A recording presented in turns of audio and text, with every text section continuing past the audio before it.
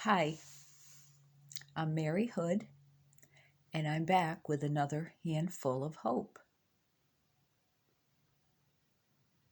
I'm learning a lot about videoing and uploading. I'm learning that it's not as easy as it looks.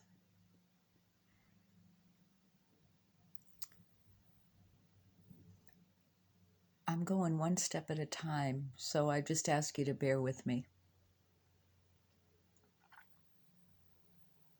If you listened to my previous segment, you may have noticed I was inconsistent with a few statements, and I'd like to clarify them. And in the future, beginning right now, I have notes. I have script. After all, the Lord did tell me to write about hope. I am a member of and regular participant in a local assembly. I do have a pastor. I never meant to imply otherwise. I only meant to prioritize the Holy Spirit's position in my life. I learn from people who know more than me. When I first started writing about hope, I told the Lord, I don't know what I'm doing. And He said, I know, you have to learn. When I started writing poetry, I said, I don't know anything about poetry. And He said, I know, you have to learn. And I have learned a lot, and I'm still learning every day.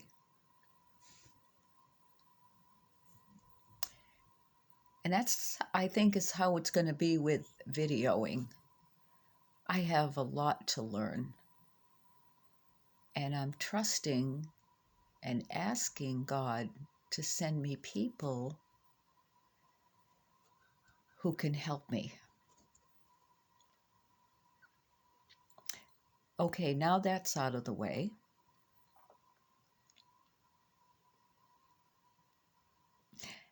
I'm going to talk about Moses because I've been thinking about Moses for the last few weeks. And, we know a lot from Scripture about Moses. I've been hearing his name for 47 years. That's how long I've been a Christian, 47 years. But I'm beginning to see something this week that I never saw before. And maybe all of you know it, but maybe there's a few people that don't. And it's new to me, so I'm going to share it. Remember manna? That honey sweet wafer that fell every morning while Moses was leading the Israelites through the wilderness? The account is in Exodus 16. About 6 weeks into their journey, they run out of food and start complaining to Moses and Aaron. They said to them, "You have brought us out into this wilderness to kill this whole assembly with hunger." When Moses heard that, he took it to the Lord. "What's up with this, Lord?" This is script, not scripture. "These people are hungry. Are you going to give us something to eat?" And the Lord answered and provided manna. And anything you buy from the store comes with instructions. Well, so did manna. He just didn't give it and say, "Here you go. figure it out. He told them to gather what you need in the morning, enough for the day. Don't even share it with your neighbor, because there was enough for everyone, and their neighbors had to get their own.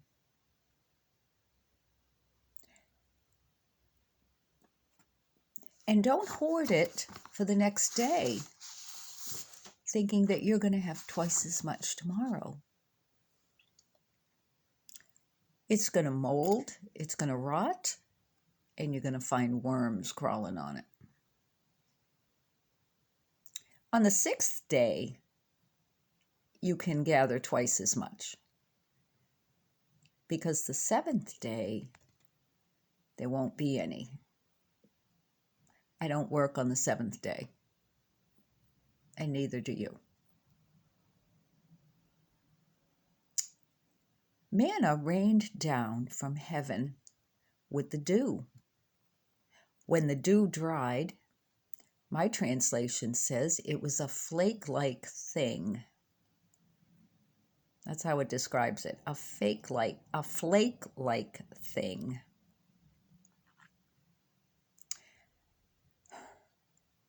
So I thought here about manna and the wilderness. And suddenly I thought about my trip to Israel in 1999. Yes, in 1999, I went to Israel with the church I was going to at the time. I have a lot of memories and a lot of stories here and here about that trip. But the most compelling one, the one that always seems to stick out, is the ride we took from the King David Hotel in Jerusalem. We drove miles and miles through what we were told was the wilderness, where King Saul chased after David in order to kill him.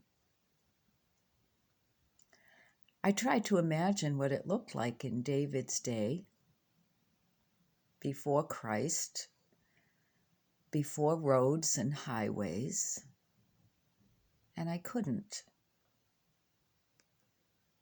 I remember looking out the window, and far in the distance I saw people, animals, and tents, and I asked who they were. The tour guide said, nomads. And I thought, nomads in 1999? Today, maybe we'd call them vagabonds or the homeless community. They just set up their tents and they tended sheep.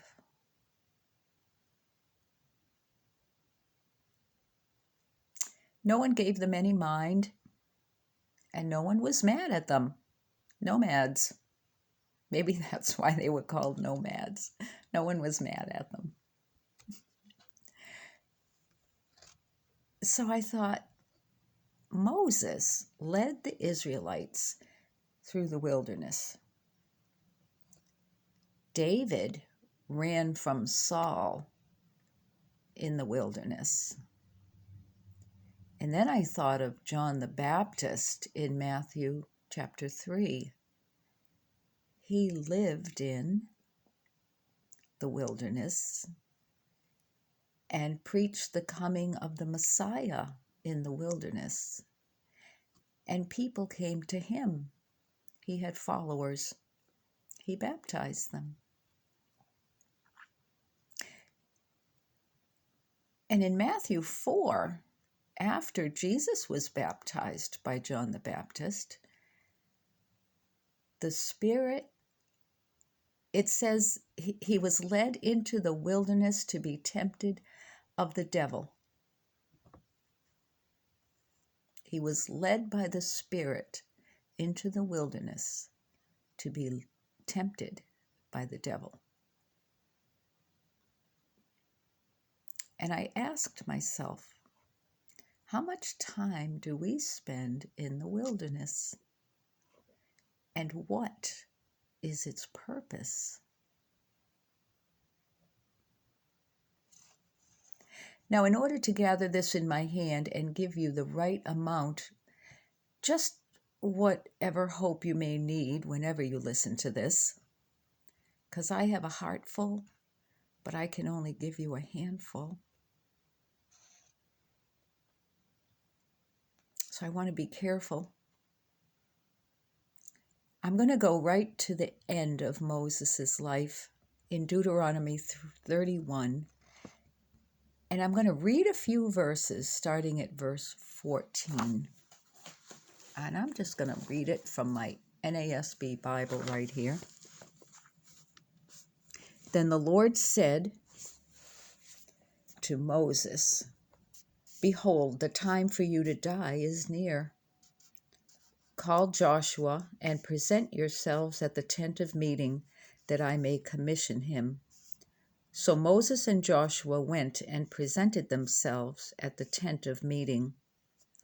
The Lord appeared in the tent in a pillar of cloud, and the pillar of cloud stood at the doorway of the tent. The Lord said to Moses, "Behold, you are about to lie down with your fathers. And this people will arise and play the harlot with the strange gods of the land, into the midst of which they are going, and will forsake me and break my covenant which I have made with them. Then my anger will be kindled against them in that day, and I will forsake them and hide my face from them. And they will be consumed, and many evils and troubles will come upon them, so that they will say in that day, 'Is it not because our God is not among us that these evils have come upon us?'"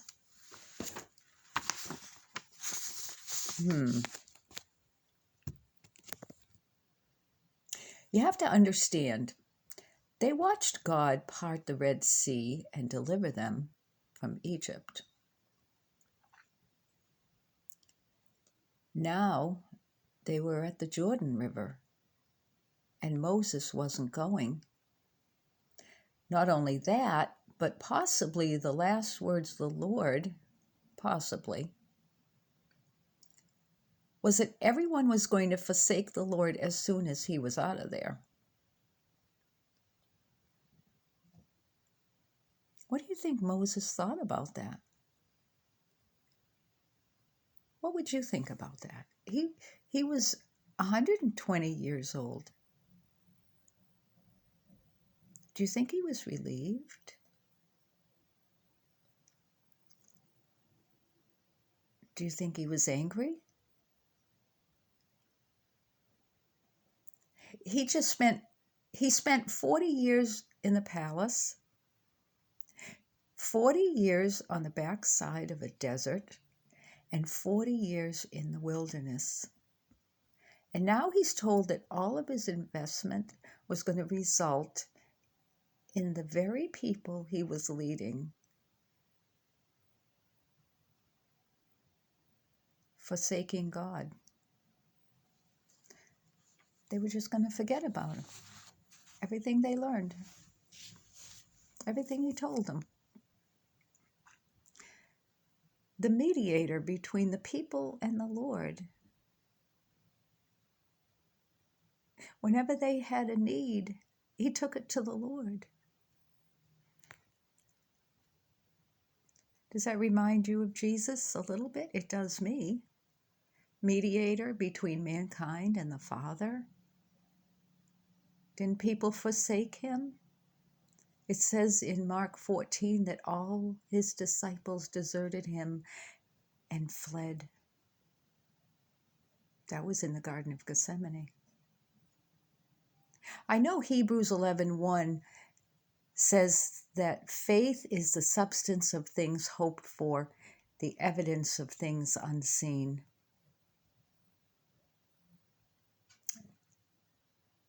And in my head, to clarify that right now, I say hope is doing what God tells you to do, knowing you may never see the results you prayed for. We know what happened to Moses. He appeared with Elijah on the Mount of Transfiguration. Bible scholars think he is to appear again as one of the two witnesses in the last days.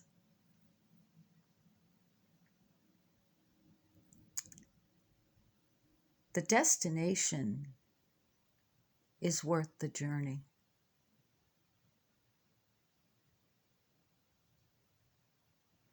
Let me say that again to myself. The destination is worth the journey.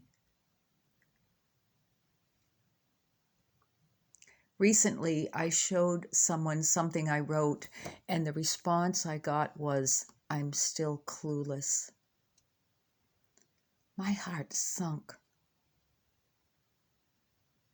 This person who knows me and trusts me didn't understand anything I was trying to say.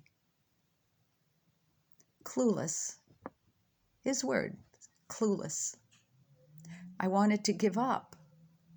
I mean, if everything I say makes no sense, then what's the sense? 3 days later, the same person told me not to quit and said, God is not blessed by a follower who quits following. The same person. You know, the more I think about God, the more I think I know God, the less I know God. I'm clueless, but he isn't. He knows what he's doing.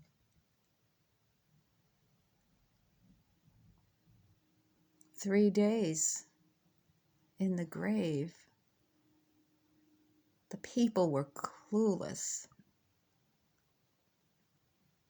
3 days later, he knew what he was doing."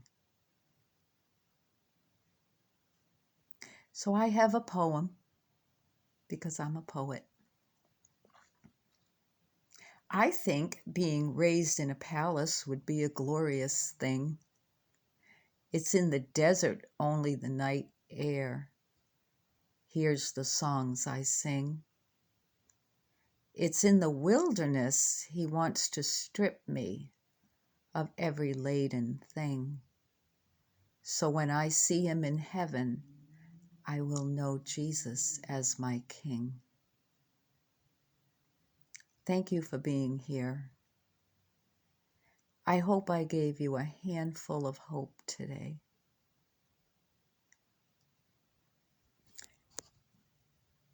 And Father, I hope that you, with this handful of hope, I hope you fill their hearts. Because we can share it now. We can share the hope that we gather. Because there are some that don't know how. So you have given us permission to share what you give us, Lord. So I pray, Father, that they will not stop following, that nobody who is seeking after truth will stop seeking after truth. And nobody that has set out to do something for you in your name, Lord, because they believe you told them to do it, that nobody will quit. And I pray that in Jesus' name. Amen. So we'll see you next time. Bye.